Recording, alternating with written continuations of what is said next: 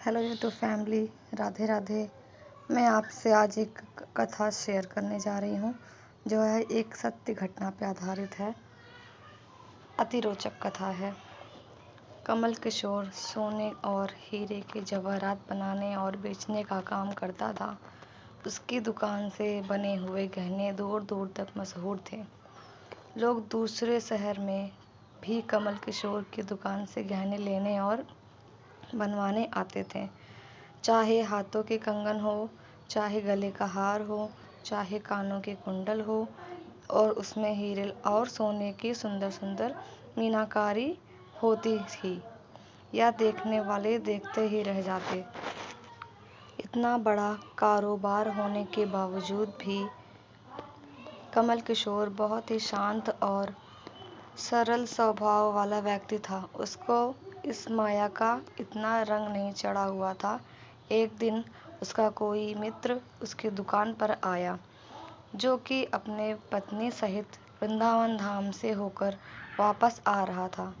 तो उस मित्र ने सोचा कि चलो थोड़ा सा प्रसाद अपने मित्र कमल किशोर को भी दे चलूं। उसकी दुकान पर जब वह पहुंचा, तब कमल किशोर का एक कारीगर एक सोने और हीरे जड़ित बहुत सुंदर हार बनाकर कमल किशोर को देने के लिए आया था।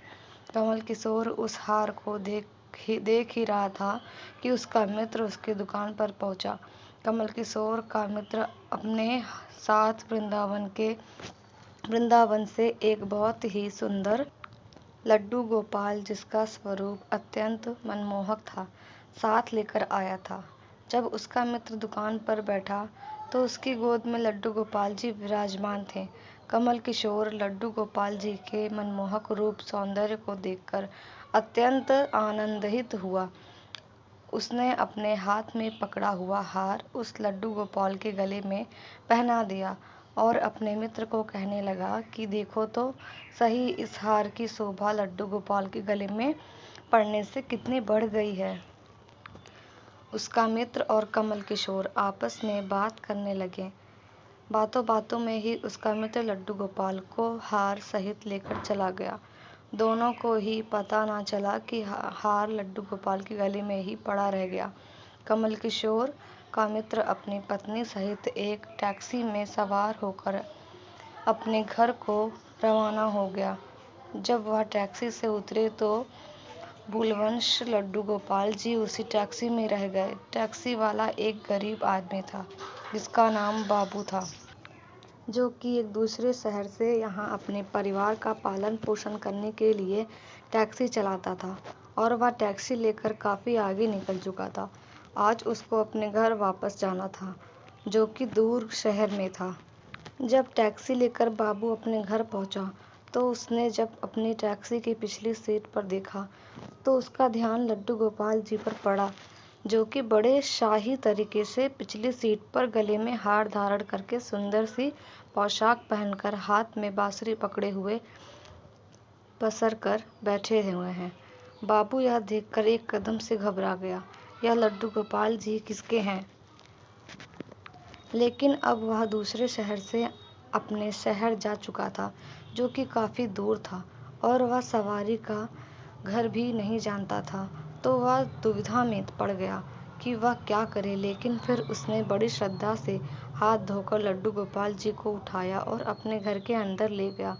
जैसे ही उसने घर के अंदर प्रवेश किया, उसकी पत्नी ने उसको हाथ में पकड़े लड्डू गोपाल जी को जब देखा, तो इतनी सुंदर स्वरूप वाले लड्डू गोपाल जी को देखकर उसकी पत्नी झट से लड्डू गोपाल जी को अपने पति के हाथों से ले लिया। उसकी पत्नी, जिसकी 8 साल शादी को हो चुके थे, उससे अभी तक कोई संतान नहीं थी। लेकिन गोपाल जी को हाथ में लेते ही उसका वात्सल्य भाव जाग उठा। उसकी ममताएं और करुणाएं आंखों झर गई, बहने लगी। ममता, वंश और वात्सल्य भाव के कारण ठाकुर जी को गोद में उठाते ही उसको ऐसा लगा उसने किसी अपने ही बच्चे को गोद में उठाया है। उसके स्तनों से अपने आप दूध निकलने लगा। अपनी ऐसी दशा देखकर बाबू की पत्नी मालती बहुत हैरान हुए। उसने कसकर गोपाल जी को अपने सीने से लगा लिया और आंखों से आंसू बहने लगी। अरे बाबू, तुम नहीं जानते कि आज तुम मेरे लिए कितना अमूल्य रत्न लेकर आए हो। कुछ समझ नहीं पा रहा था कि मेरी पत्नी को अचानक से क्या हो गया, लेकिन उसकी पत्नी तो जैसे बावरी सी हो गई थी। वह गोपाल जी को जल्दी जल्दी अंदर ले गई और उससे बातें करने लगी। अरे लाला, इतनी दूर से आए हो, तुम्हें भूख नहीं लगी है? और जल्दी जल्दी मधु और घी से बनी चूरी बनाकर दूध गर्म करके ठाकुर जी को भोग लगाया। और उधम कमल किशोर जी ने जब अपने दुकान पर हार को ना देखा तो उसको याद आ गया कि हार तो ठाकुर जी के गले में ही रह गया है। तो उसने अपने मित्र को संदेशा भेजा। तो मित्र ने आगे से जवाब दिया, अरे मित्र, वह माखन चोर और चित चोर हार सहित खुद ही चोरी हो गया है। मैं तो खुद पर इतना परेशान हूँ। कमल किशोर अब थोड़ा सा परेशान हो गया कि इतना कीमती हार ना जाने कहाँ चला गया। मुझे तो लाखों का नुकसान हो गया, लेकिन वहाँ पहुँच ना सका। और तब वहाँ बाबू अपनी टैक्सी लेकर आ गया और उसने परेशान कमल किशोर को पूछा, बाबूजी, आप यहाँ क्या खड़े हो? बारिश तो रुकने वाली नहीं है और सारे शहर में पानी भरा हुआ है। आप अपनी मंजिल तक ना पहुँच पाओगे और ना ही कहीं और रुक पाओगे। मेरा घर पास में ही है, अगर आप चाहो तो मेरे घर आ सकते हो। कमल किशोर, जिसके पास सोने और हीरे के काफ़ी गहने थे, वह अनजान टैक्सी वालों के साथ जाने के लिए थोड़ा सा घबरा रहा था, लेकिन उसके पास और कोई चारा भी नहीं था और वह बाबू के घर उसके साथ टैक्सी में भरकर चला गया। वह पूछने ही बाबू ने मालती को आवाज़ दी कि आवाज़, हमारे घर मेहमान आए हैं, उनके लिए खाना बनाओ। कमल किशोर ने देखा कि बाबू का घर एक बहुत छोटा सा लेकिन व्यवस्थित ढंग से सजा हुआ है। घर में अजीब तरीके के इत्र की खुशबू आ रही है जो कि उसके हृदय को आनंदित कर रही है। जब मालती ने उसका भोजन परोसा तो कमल किशोर को उससे अमृत जैसा स्वाद आया, जिसका ध्यान बार बार उस दिशा की तरफ जा रहा था जहाँ पर ठाकुर जी विराजमान थे। वहाँ से उसको एक अजीब तरह का प्रकाश नजर आ रहा था। तो हार कर कमल किशोर ने बाबू को पूछा कि अगर कोई ऐतराज ना हो तो क्या आप बता सकते हैं कि उस दिशा में क्या रखा है? मेरा ध्यान उसी तरफ आकर्षित हो रहा है। तो बाबू और मालती ने एक दूसरे की तरफ मुस्कुराते हुए कहा कि वहाँ पर तो हमारे घर के सबसे अहम सदस्य लड्डू गोपाल जी विराजमान हैं। जो कमल किशोर ने कहा, क्या मैं उनके दर्शन कर सकता हूँ? तो मालती उनको उस कोने में ले गई जहाँ लड्डू गोपाल जी विराजमान थे। कमल किशोर लड्डू गोपाल जी को और उनके गले में पड़े हार को देखकर एकदम से हैरान हो गया।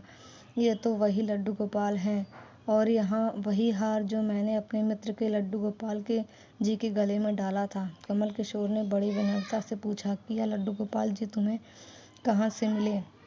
बाबू, जिसके मन में कोई छल कपट से लाए बाबू जिसके मन में कोई छल कपट नहीं था, उसने कमल किशोर को सारी बात बता दी कि कैसे उसको सौभाग्य से लड्डू गोपाल जी मिले और उनके हमारे घर आने से हमारे दुर्भाग्य सौभाग्य में बदल गए। तो कमल किशोर ने कहा, क्या तुम जानते हो कि जो हार ठाकुर जी के गले में पड़ा है उसकी कीमत क्या है? तो बाबू और मालती ने बड़ी विनम्रता से हाथ जोड़कर कहा कि जो चीज़ हमारे लड्डू गोपाल जी के अंग लग गई, हम उसका मूल्य नहीं जानना चाहते और हमारे लाला के सामने किसी हार का कोई मोल नहीं है। तो कमल किशोर एकदम से चुप हो गया और उसने मन ही मन सोचा कि चलो अच्छा है, मेरा हार ठाकुर जी ने अपने अंग लगाया हुआ है। अगले दिन जब वह चलने को तैयार हुआ और बाबू उसकी टैक्सी में लेकर उसके मंजिल तक पहुंचाने गया, तब कमल किशोर टैक्सी से उतरा और जाने लगा। तभी बाबू ने उसको आवाज़ लगाई कि जरा रुको, क्या आपका कोई सामान हमारी टैक्सी में रह गया है? लेकिन कमल किशोर ने कहा, मैंने तो वहाँ कुछ नहीं रखा। लेकिन बाबू ने कहा कि यह बैग तो आपका ही है। जब कमल किशोर ने उससे खोलकर देखा तो उसमें बहुत सारे पैसे थे। कमल किशोर एकदम से हक्का बक्का रह गया कि यह तो इतने पैसे हैं जिसने कि हम उस हार की कीमत है। उसकी आंखों में आंसू आ गए कि जब तक मैंने निश्चल भाव से ठाकुर जी को वह हार धारण करवाया हुआ था, तब तक उन्होंने नहीं रखा। मैंने उनको पैसे का सुनाया तो उन्होंने मेरा अभिमान तोड़ने के लिए पैसे मुझे दे दिए हैं। वह ठाकुर जी से क्षमा मांगने लगा, लेकिन वह अब हो भी क्या सकता था। इसलिए हमारे अंदर ऐसे भाव होने चाहिए कि उसमें अहंकार ना होकर विनम्रता होनी चाहिए। और ठाकुर जी जैसा चाहते हैं वैसा ही होता है। हम तो विनम्रता मात्र हैं। कौन ठाकुर जी को वृंदावन से लाया और किसके घर आकर विराजमान हुए, यह सब ठाकुर जी की लीला है। जिसके घर रहना है, जिसका घर सेवा लेनी चाहते हैं, या सभी जानते हैं। हम लोग तो विनम्र मात्र हैं, बस हमारे भाव शुद्ध होने चाहिए। ठाकुर जी तो बड़े बड़े पकवान नहीं, बल्कि भाव से खिलाई छोटी से छोटी चीज को भी ग्रहण कर लेते हैं। बोलो लड्डू गोपाल जी की जय। जय जय श्री राधे। यह सच्ची घटना पर आधारित कहानी पूरा सुनने के लिए आपका धन्यवाद। एक निवेदन, सवाल और अपने कितने भक्त हैं जो ठाकुर सेवा करते हैं और नाम जाप करते हैं, प्लीज़ कमेंट में ज़रूर बताइएगा और चैनल को लाइक और सब्सक्राइब ज़रूर कर दीजिएगा ऐसे और भी कथा सुनने के लिए।